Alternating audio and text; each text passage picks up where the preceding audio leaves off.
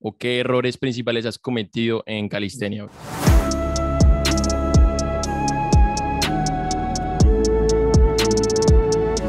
Vale, a ver, como ya habían dicho, lo de la frecuencia no era un error, o sea que ahora nos vamos, puesto que la frecuencia es referente a eso, a la frecuencia en total de los días y tal, eso estaba bien, pero el problema estaba intraentrenamiento. Porque claro, dices, vale, vamos a ajustar la frecuencia, pero volvemos a lo mismo, la frecuencia es un parámetro que tienes que ajustar inversamente proporcional a otros parámetros. Si subes la frecuencia, por ejemplo, tienes que bajar volumen e intensidad. Exacto, El exacto. problema, claro, yo tenía una frecuencia que era inamovible, pero que esa frecuencia se tenía que adaptar a los parámetros del entreno. ¿Cuál Sí, es el problema? Que no me adaptaba.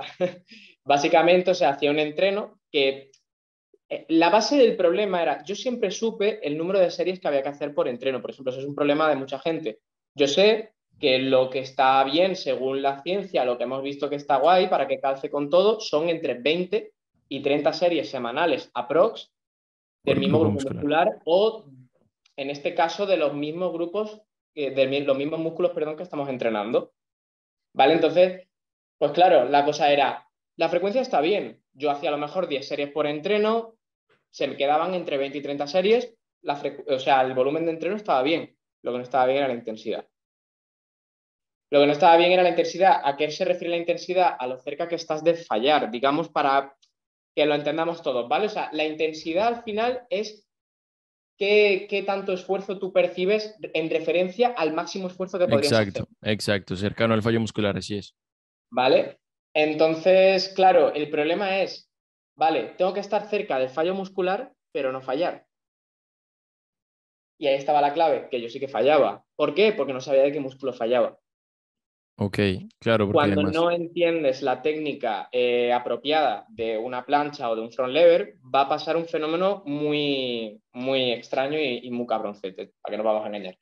Eh, Tú tienes varios bloques de fuerza en un elemento como la plancha, por ejemplo, ya sea el hombro, el bíceps y tal, y la cintura escapular como un bloque y la cadena posterior como otro bloque sujetando el cuerpo para arriba. Pero bueno, no vamos a entrar en eso. La cosa es, si tú haces un entreno, por ejemplo, de hombro y se te pone un hombro así y tu hombro tiene un potencial máximo de esto, pero luego tu musculatura profunda tipo serrato, tal, que van a hacer otras cosas, manguito rotador, que también lo necesitas y que necesitas que estén al mismo nivel porque eres tan débil o eres tan fuerte como tu eslabón más débil, perdón. así es. Entonces el problema es ese, que si tú le das un estímulo brutal a los músculos que ya son fuertes, pero por el contrario, para darle ese estímulo tienes que fallar primero de los otros. A mí lo que me pasaba, por ejemplo, que yo hacía una plancha y durante la plancha me iba fallando el serrato. Y llegaba a un punto en que terminaba aguantando la plancha de otros músculos que no eran el serrato. Serrato fallaba y no mejoraba para la siguiente, pero el hombro, como sí que se llevaba un buen estímulo, sí que mejoraba. Y lo que cada vez pasaba era que mi plancha se estaba descompensando más y más.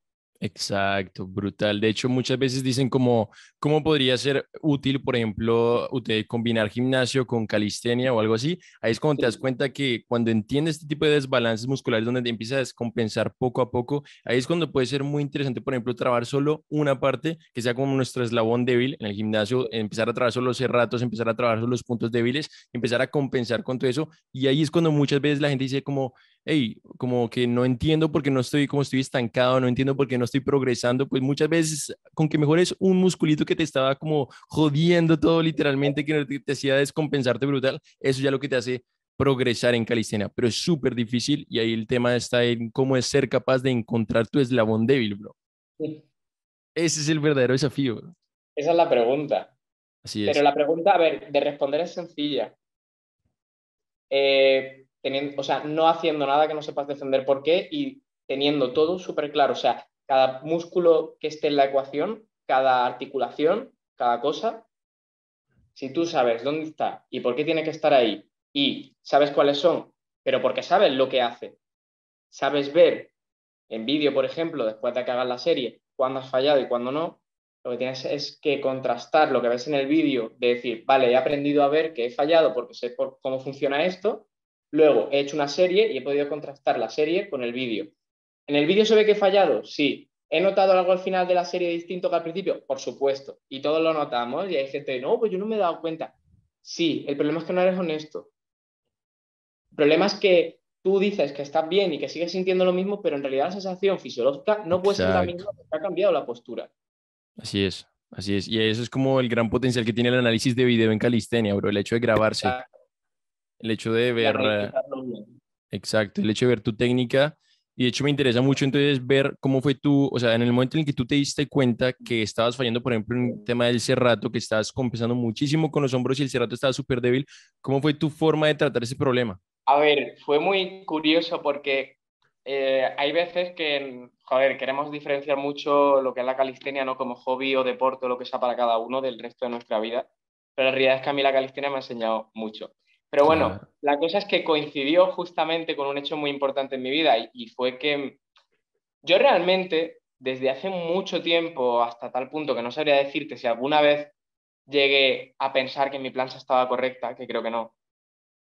Yo en el fondo yo sabía que había algo que no estaba del todo bien, porque comparaba a nivel visual lo que yo veía de otros atletas, que han servido como ejemplo para mí siempre, como Valentín, Blanche, por ejemplo, Levant, toda esta gente, pues yo veía que había algo que no iba bien. O sea, que tú podías ver visualmente que había una diferencia muy clara a nivel escapular y a nivel, o sea, en todo lo que era esta parte visto de lateral. Yo a simple vista podía ver que lo que pasaba y sabía que tenía que ver con el Serrato. Sabía que tenía que ver con el Serrato y sabía que tenía que ver con que yo mismamente iba siempre diciendo que la plancha se hacía de hombro y tal, y yo era el primero que apretaba el pecho. Ok.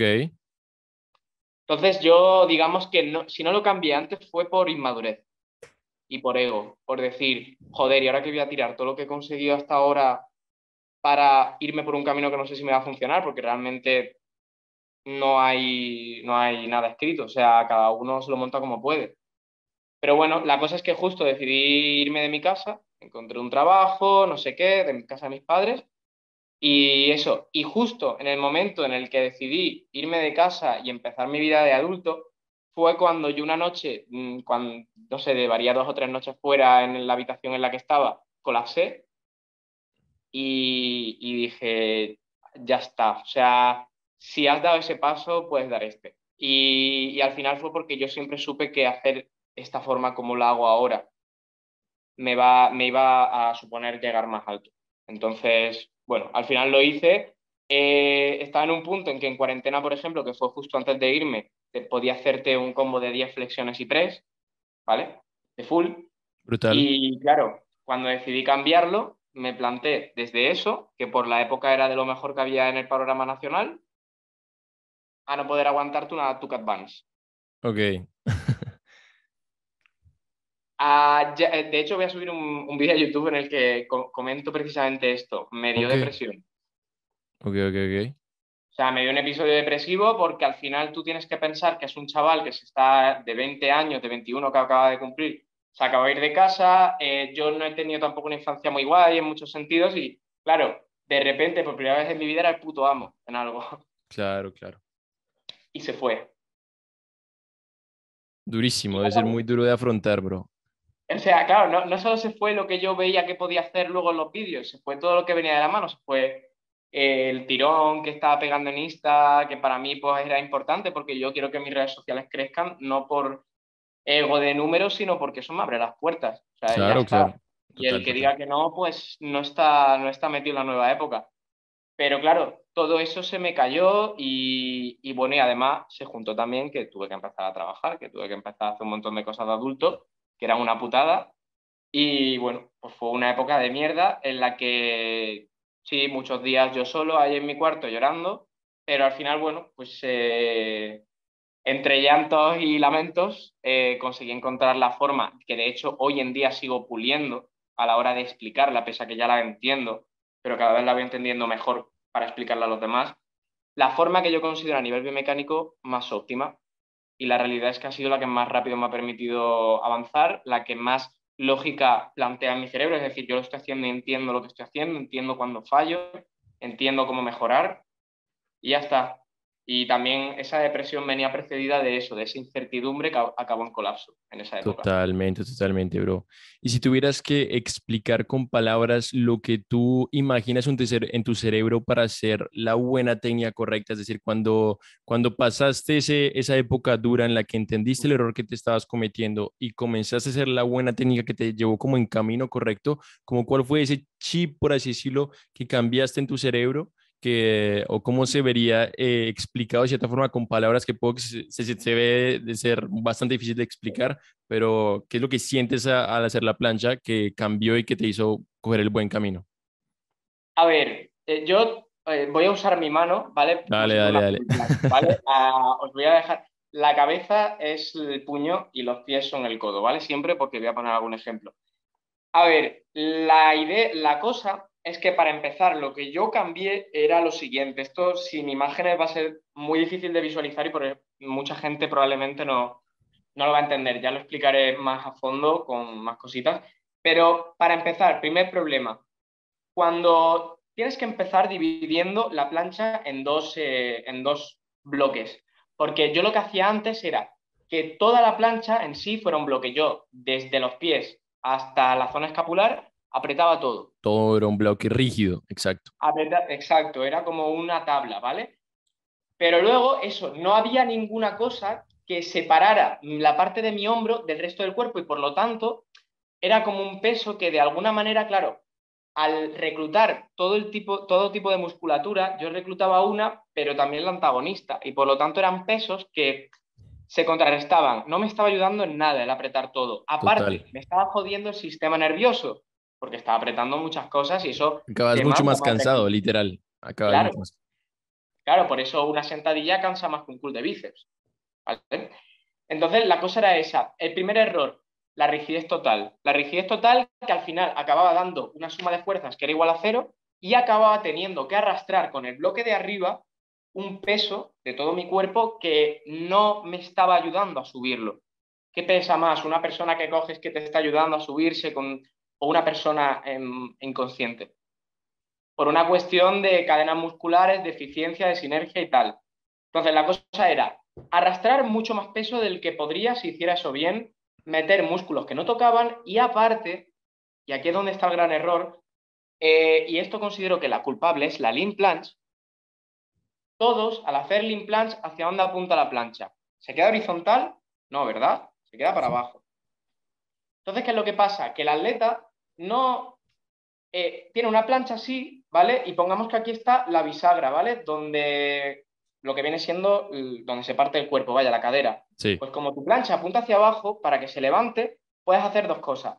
O subir el bloque entero, que es lo que habría que hacer, o, Jugar solo con la bisagra, precisamente. claro, o sea, dejar el cuerpo como apuntando hacia abajo, como si tu plancha apuntara hacia abajo, y luego tener que compensar para subir horizontalmente con la lumbar y todo este tipo de cosas. Y ahí es donde empieza a entrar tener mucha importancia el glúteo en la plancha, bro. Claro, o sea, para toda la gente que dice que la lumbar se peta en la plancha, tal, si haces hollow, no. Si tu hollow apunta hacia abajo y tienes que hacer una hiperextensión, es cuando esa musculatura se resiente. Pero si tu plancha entera apunta hacia arriba y están todos los músculos colocados en línea recta, la lumbar solo está haciendo un trabajo sinérgico con el que puede perfectamente en un ángulo cómodo, no en hiperextensión. Entonces, la cosa es, yo lo que me di cuenta, lo más grave de todo, Sí. era que yo tenía que hacer que mi plancha, escapularmente hablando, apuntara hacia arriba. Lo cual quiere decir que si apuntaba hacia abajo y subía con la cadera, no. Tenía que desde aquí hacer, oh, Ok. ¿vale? Eso, a grosso modo, ¿qué es? Si estoy aquí, trabajar en un grado del hombro más elevado, o sea, como si hicieras una elevación frontal en el gimnasio.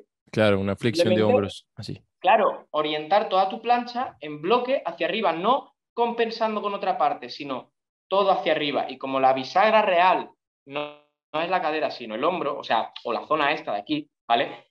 Entonces, al final lo que acaba pasando es eso, una flexión de hombro. Entonces, eso es lo más difícil, con diferencia, porque esos grados de mierda requieren un montón más de fuerza. Es que era exactamente eso lo que te iba a decir, pero ahí el gran cambio es la tremenda fuerza que te necesitas con los hombros para poder hacer ese cambio. Y tiene toda la lógica del mundo, bro, porque entonces todos los principiantes, no principiantes, sino que apenas estén empezando el tema de la plancha, que no tienen suficiente fuerza, pues van a querer equilibrar todo con el lumbar, con la cola, como subiendo todo, y es precisamente una falta de fuerza. Entonces seguramente la solución podría ser seguir reforzando el hombro, los deltoides, seguir ganando fuerza y ahí es cuando ya empieza a mejorar tu técnica. Sí, sí, literalmente. Y hacerlo siempre, cada vez que vayas a subir, porque luego está el otro problema. Hay gente que lo pilla, ¿vale? Tú estás aquí en la plancha, hay gente que lo pilla, pero ¿sabes lo que hace? Dice, tengo que estar aquí, estoy aquí, tengo que estar aquí, ¿no? Claro, entonces empiezan ahí todos los problemas de cervical ahí, bro. Claro, y aparte que ya los problemas son una cosa que claramente hay que evitar, pero es que aparte la eficiencia, o sea, si haces eso, vas a alargar la distancia que hay entre tu hombro y tu cadera y vas a dificultar aún más la plancha, pero es que Claro, aparte, como no vas a tener todo el rato el hombro en una posición fija, no vas a poder estandarizar el movimiento. ¿Qué significa? Hacerlo siempre igual. Porque si no lo haces siempre igual, no vas a saber cuándo estás mejorando o cuándo has cambiado la técnica y te ha permitido aguantar más segundos. así es. Brutal. Entonces, esa es la importancia realmente. Lo que yo he aprendido, y lo resumo en una palabra, es estandarizar, que siempre sea Estandarizar. igual. Sí. Ok. ¿Y a qué te refieres con estandarizar? Eso, hacer una técnica que siempre sea igual, es decir, establecer una serie de rutas neurológicas, es decir, yo primero de todo disecciono la plancha y digo, Exacto. vale, la escápula la tengo que poner de tal manera. Mucha gente, por ejemplo, se cree que la protracción, o sea, lo que es el hollow a nivel escapular es las escápulas están retraídas y se protraen, ¿verdad? Esto es lo que todo el mundo cree. Así es. El problema es que la escápula se puede mover en otro plano, no solo de manera horizontal, sino de manera vertical. Así La es. escápula tiene que estar abierta, pero también tiene que estar Hacia abajo abajo. Exacto. durante todo el rato. Porque si se te monta por arriba, pasa esto que hemos dicho. Entonces, Y es si cuando tú llegan las empiezas, lesiones también. claro, las lesiones y eso, y la ineficiencia, que es que no tiene. O sea, en el momento en el que lo haces de manera aguda, te puede permitir aguantar un poco más, pero si entrenas así, no vas a mejorar. Claro. Entonces, lo Brutal. Estandarizar. Estandarizar. que siempre todo, que todo lo que hagas siempre sea con la misma técnica. Eso es estandarizar.